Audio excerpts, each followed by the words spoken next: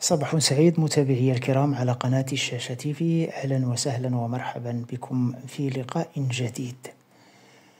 زوج يعذب زوجته بمنطقة الهرويين بسبب فيديوهاتها الجنسية مع خليلها العشريني. أحالت عناصر الدرك الملكي للهرويين بسرية مديونة مساء أمس الثلاثاء زوجة وزوجها الخمسين وخليلها العشرين على أنظار وكيل الملك بالمحكمة الزجرية على خلفية قضية الخيانة الزوجية والتعذيب.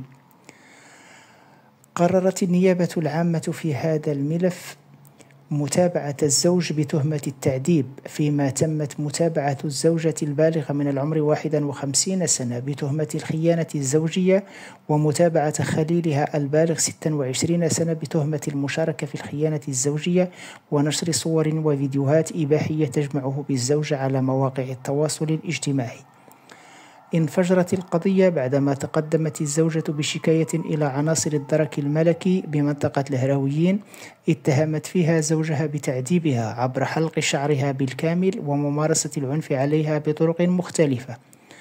وبعد استدعاء الزوج المعني بالأمر واستفساره حول الشكاية، برر جريمته بتقديم أدلة دامغة، حيث عرض أشرطة فيديو أظهرت الزوجة وهي تمارس الجنس مع خليلها والمتحدر من مدينة الداخلة، ليتم بعدها اعتقالهما واستدعاء الطرف الثالث المتورط في الخيانة للتحقيق.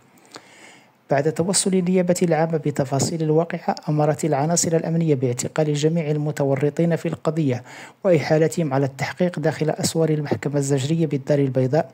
وبعد مواجهة الشاب بالأشرطة الفاضحة التي يظهر فيها وهو يمارس الجنس مع المتهمة، اعترف بالمنسوب إليه، وتم تحديد موعد جلسة محاكمة المتورطين في هذه القضية بداية من الأسبوع المقبل.